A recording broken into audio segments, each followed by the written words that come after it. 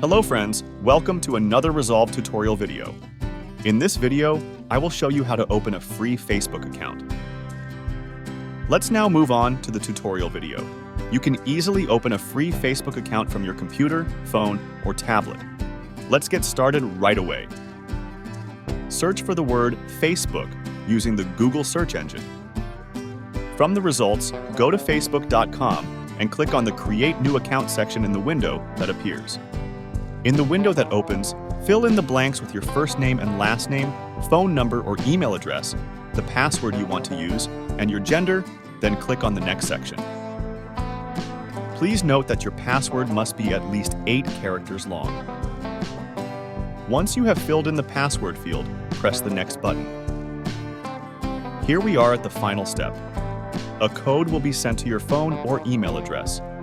Enter this code in the field provided to log in. If this video was helpful, don't forget to like it. For more informative and educational videos, don't forget to subscribe to my Resolved channel. Thank you very much for watching.